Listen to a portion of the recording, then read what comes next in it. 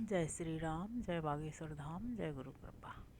कल हमने 11वें गीता के 11वें अध्याय के 34 श्लोक तक पढ़े थे। आज हम 35वें श्लोक से शुरू करेंगे।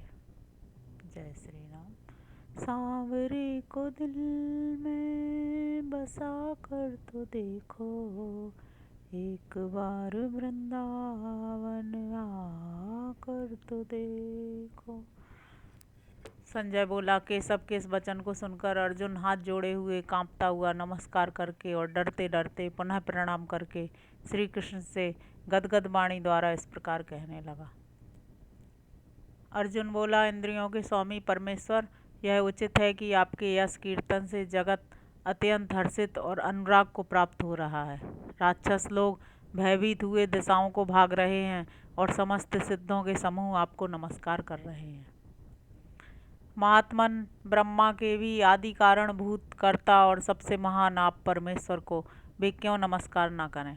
अनंत देवेश जगन्निवास आप अक्षर सत असत और इससे भी जो परे है वह हैं। आप आदि देव पुरातन पुरुष इस विश्व के परम निधान जानने वाले हैं और जानने योग्य तथा परम धाम भी आप ही हैं। अनंत रूप आपसे यह संपूर्ण विश्व व्याप्त है। आप वायु, यम, अग्नि, वरुण, चंद्रमा, प्रजापति और प्रपितामह हैं। आपको सहस्त्र सहस्त्र नमो नमः है और फिर बार बार आपको नमो नमः है। सर्वरूप आपको आगे से, पीछे से तथा सभी ओर से बार बार नमस्कार है। आप अनंत शक्ति और अपरिमित पराक्रम वाले हैं। आप सबको व्याप्त कर रहे हैं, अतएव सर्वरूप हैं। आपकी इस महिमा को ना जानने वाले मुझ मूढ़ द्वारा प्रमाद से या प्रेमवश सखा हैं ऐसा मानकर जो हे यादव, हे कृष्ण, हे सखे ऐसा विनय पूर्वक कहा गया है तथा प्रयास के लिए अकेले में अथवा उनके सामने चलते, सोते, बैठते और भोजन करते समय मुझसे आपका जो जो तिरस्कार किया गया है उसकी हे अच्युत आप अप्रमेय परमेश्वर से मैं क्षमा मांगता हूँ। आप इस चराचर लोक के पिता और गुरु हैं, अतः श्रेष्ठतम परम पूज्य हैं, अप्रतम प्रभावशाली, तीनों लोकों में आपके समान भी दूसरा नहीं, बढ़कर तो कहाँ। इसलिए मैं दंडवत प्रणाम करके आप स्तुति करने योगी ईश्वर को प्रसन्न करता हूँ। जैसे पिता पुत्र की, मित्र मित्र की, वैसे ही देव आप प्रियतम को मुझ प्रेमी के लिए सब कुछ सहना उचित है। पूर्व में न देखे हुए को देखकर मैं हर्षित हो रहा हूँ और भय से मेरा मन अत्यंत व्यथित हो रहा है। देव वही रूप मुझको दिखलाइए। देवेश जगन्निवास प्रसन्न होइए। मैं आपको वैसा ही मुकुटधारी, गदाधारी और हाथ में चक्र धारण किए देखना चाहता हूँ। सहस्त्रबाहो विश्वमूर्ते आप उसी चतुर्भुज रूप से युक्त हो जाइए। श्री भगवान बोले, अर्जुन प्रसन्न हुए मुझ ईश्वर द्वारा तुझको यह मेरा परम तेजोमय अनंत आद्य विश्वरूप अपने सत्य संकल्प रूप योग से दिखलाया गया है, जो तेरे अतिरिक्त किसी दूसरे से पहले नहीं देखा गया। कुरुकुल के श्रेष्ठ वीर अर्जुन, मनुष्य लोक में इस प्रकार रूप वाला मैं ना तो वेद से, न यज्ञ से, न स्वाध्याय से, न दानों से, न क्रियाओं से और न उग्र तपों से ही तेरे अतिरिक्त दूसरे के द्वारा देखा जा सकता हूँ। मेरे इस घोर रूप को देखकर तुझे व्यथा और मूढ़ भाव नहीं होना चाहिए। भय को छोड़कर और प्रसन्नचित्त होकर तू पुनः मेरे उसी रूप को भली भांति देख। संजय बोला, इस प्रकार अर्जुन को कहकर फिर वासुदेव भगवान ने अपना वैसा रूप दिखलाया। इस प्रकार महात्मा ने सौम्य रूप होकर इस भयभीत अर्जुन को पुनः धीरज दिया। अर्जुन बोला, जनार्दन आपके सौम्य मानुष रूप को देखकर अब मैं सचेत हो गया हूँ और अपनी प्रकृति को प्राप्त हुआ हूँ। श्री भगवान बोले, जो मेरे इस अति कठिनता से देखे जाने योग्य रूप को तूने देखा है, देवता भी इस रूप के दर्शन की नित्य आकांक्षा करते हैं। अर्जुन, जैसे तूने मुझको देखा है उस प्रकार मैं न वेदों से, न तप से, न दान से और न यज्ञ से देखा जा सकता हूँ, परंतु परंतप अनन्य भक्ति से मैं इस प्रकार तत्व से जाना, देखा और प्रवेश किया जा सकता हूँ। पांडु कुमार, जो मेरा कर्म करने वाला, मेरे परायण, मेरा भक्त, संग्रहित और सब भूतों में बैर रहित है, वह मुझे प्राप्त होता है। इस प्रकार 11वां अध्याय समाप्त हुआ। अब 13वां अध्याय शुरू होता है इस श्लोक पहले श्लोक से हम शुरू कर रहे थे। अर्जुन बोला, इस प्रकार निरंतर प्रयत्न में लगे हुए जो भक्त आपकी भली भांति उपासना करते हैं और जो अव्यक्त अक्षर की उपासना करते हैं, उनमें उत्तम योग वेदता कौन है? श्री भगवान बोले, जो परम श्रद्धा के साथ मुझ में मन लगाकर नित्य युक्त हुए मेरी उपासना करते हैं, वे मुझे योगियों में श्रेष्ठ मान्य हैं।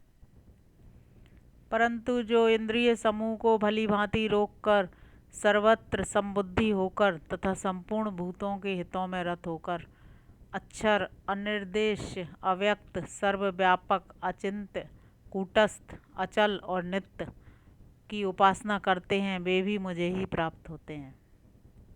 उन अव्यक्त में आसक्त चित्त वालों को क्लेश अधिकतर होता है, क्योंकि देह अभिमानियों के द्वारा अव्यक्त अविषयक मनोवृत्ति दुखपूर्वक प्राप्त की जाती है।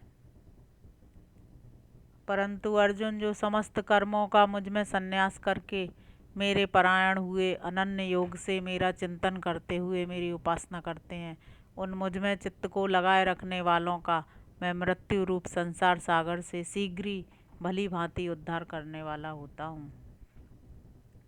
तू मुझ में ही मन लगा, मुझ में ही बुद्धि को लगा, इसके अनंतर तू मुझ में ही निवास करेगा, इसमें संशय नहीं है। यदि तू मुझ में चित्त को स्थिरता पूर्वक स्थापना करने में समर्थ नहीं है तो अर्जुन, अभ्यास योग से तू मुझे प्राप्त करने की इच्छा कर। तू अभ्यास में भी असमर्थ है तो मेरे कर्मों के परायण हो, मेरे अर्थ कर्म करता हुआ भी तू सिद्धि को प्राप्त हो जाएगा। यदि मेरे योग का आश्रय लेकर तू यह भी करने में असमर्थ है तो मन को संयम में रखकर समस्त कर्मों के फल का त्याग कर।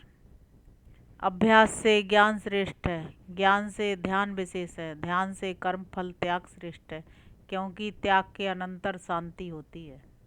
सब भूत प्राणियों के साथ द्वेष न करने वाला, मित्रता और दया भाव वाला, ममता और अहंकार से रहित, सुख दुख में समान, क्षमाशील, संतुष्ट, नित्य योगी, मन की वृत्तियों को बस में रखने वाला, दृढ़ निश्चयी और मुझ में अर्पण किए हुए मन बुद्धि वाला जो मेरा भक्त है, वह मुझे प्रिय है। जिससे संसार उद्वेग नहीं करता और जो संसार से उद्वेग को प्राप्त नहीं होता, जो हर्ष, अमर्ष, भय तथा उद्वेग से मुक्त है, वह भी मेरा प्यारा है। अपेक्षा से रहित, शुद्ध, दक्ष, उदासीन, व्यथा रहित, सारे आरंभों का त्याग करने वाला जो मेरा भक्त है, वह मेरा प्यारा है। जो न हर्ष करता है, न द्वेष करता है, न शोक करता है, न आकांक्षा करता है और शुभ अशुभ दोनों का त्यागी है, जो ऐसा भक्त है वह मुझे प्यारा है।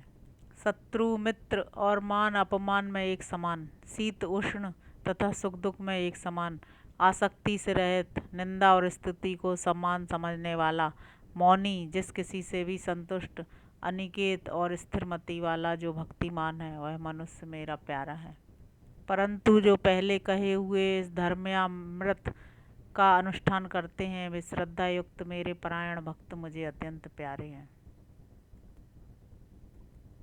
इस प्रकार यहाँ अध्याय 12 समाप्त हुआ। जय श्री राम, जय बागेश्वर धाम, जय गुरु कृपा। आज हमने देखा कि अर्जुन को लगा कि हमने तो अपने सखा रूप में ही भगवान को हंसी मजाक भी करते रहे, लेकिन भगवान तो इतने विराट हैं, तो उन्होंने उनसे क्षमा मांगी और भगवान ने बताया कि कौन से भक्त उन्हें प्रिय है। जय श्री राम।